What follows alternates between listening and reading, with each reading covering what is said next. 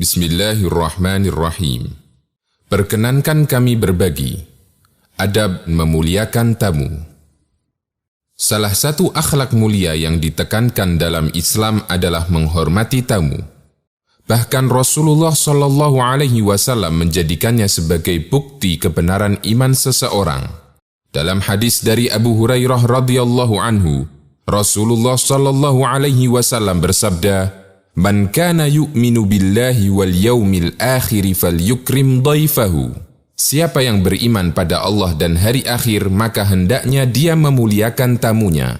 Muttafaqun alaih. Allah juga memberikan contoh manusia yang paling baik dalam menghormati tamu. Beliau adalah Nabiullah Ibrahim alaihi salatu wassalam. Karena kesempurnaannya dalam menghormati tamu, hingga beliau digelari Abu Dhifan, tokoh dalam menghormati tamu.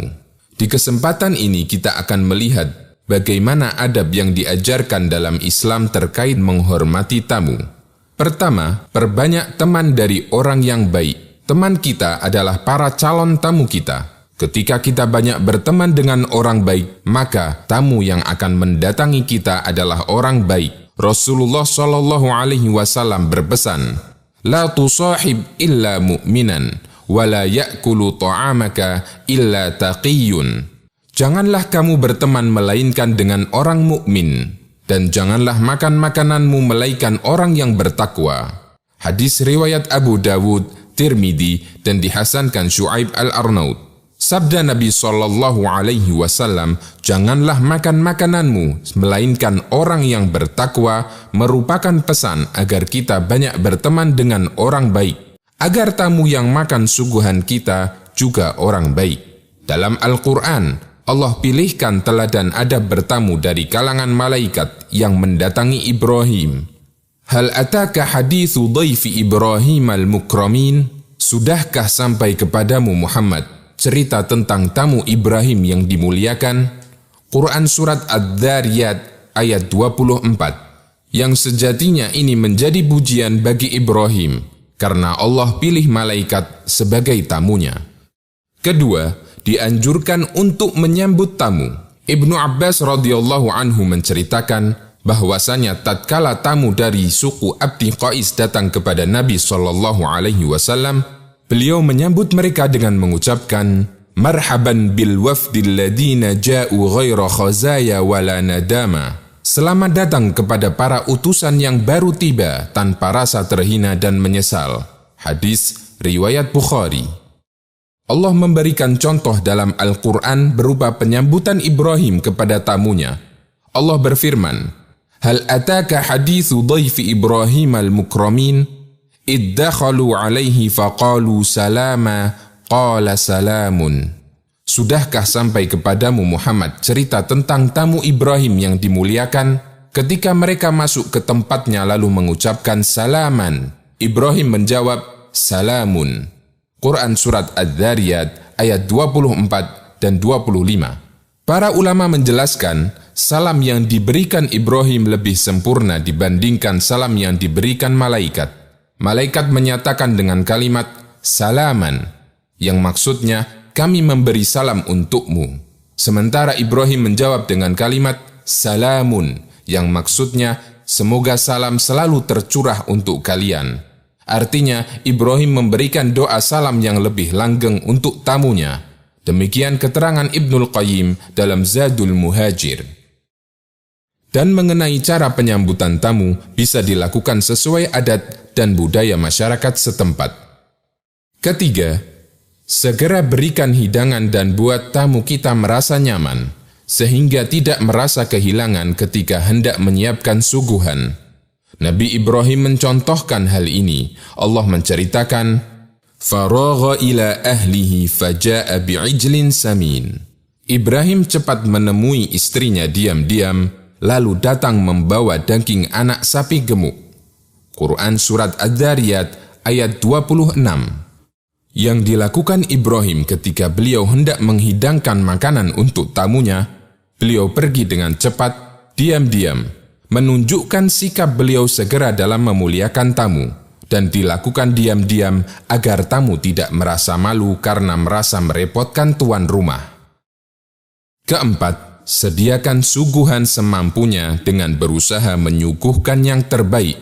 Allah menceritakan tentang Ibrahim yang menyajikan daging anak sapi panggang. Allah berfirman tentang bagaimana Ibrahim menyediakan suguhan. Fama labitha an jaa'a bi'ijlin hanidh. Tidak lama kemudian Ibrahim menyuguhkan daging anak sapi panggang. Quran Surat Hud ayat 69.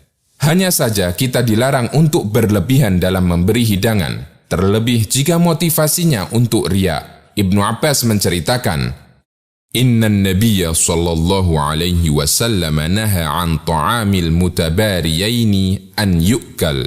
Nabi sallallahu alaihi wasallam melarang untuk makan hidangan orang yang saingan dalam menjamu tamu. Hadis riwayat Abu Dawud dan disahihkan oleh Al-Albani. Di masa jahiliyah sering ada orang yang saling bersaing dengan tetangganya dalam memuliakan tamu. Siapa di antara mereka yang paling hebat hidangannya, sehingga mereka habis-habisan dalam memberi hidangan. Ini bukan kebaikan, tapi justru tercela. Hingga Nabi SAW melarang untuk memakannya.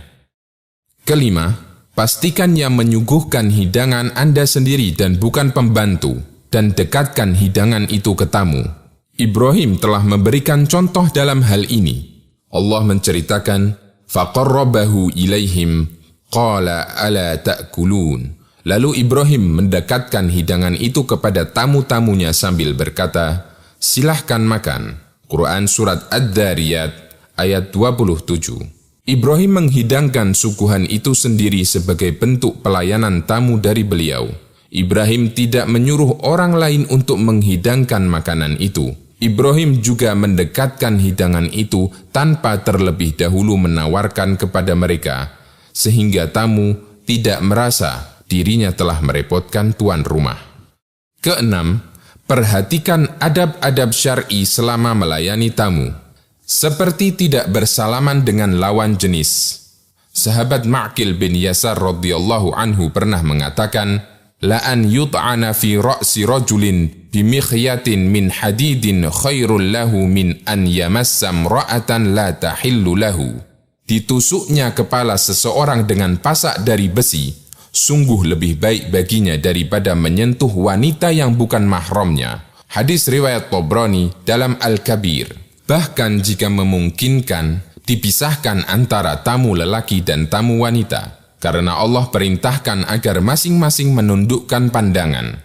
Allah berfirman, "Qul lil mu'minina yaghuddu min absarihim." Sampaikan kepada para lelaki mukmin agar mereka menundukkan pandangannya. Di ayat berikutnya Allah berfirman, "Wa qul lil mu'minati yaghdudna min absarihinna." Sampaikan kepada para mukminah agar mereka menundukkan pandangannya. Quran Surat An-Nur ayat 31. Ketujuh, hindari semua aktivitas yang membuat tamu kita risih dengan kita, seperti menyapu atau teriak marah-marah, atau membuat anak menangis, atau ditinggal beraktivitas lainnya, karena semua ini bertentangan dengan prinsip menghormati tamu. Kedelapan, dianjurkan mengantar tamu ke depan rumah. Imam Al-Qasim bin Salam pernah bertamu di rumah Imam Ahmad. Ketika Al-Qasim hendak pulang, Imam Ahmad beranjak dari tempat duduknya untuk mengantarnya. Al-Qasim minta agar Imam Ahmad tetap di tempat, namun Imam Ahmad tetap mengantarnya dan membawakan keterangan dari Asy-Sya'bi bahwa termasuk kesempurnaan melayani tamu adalah mengantarnya sampai ke pintu dan membantunya naik kendaraan. Al-Adab Asy-Syar'iyyah Ibnu Muflih. Semoga kita tidak lalai untuk mengamalkannya.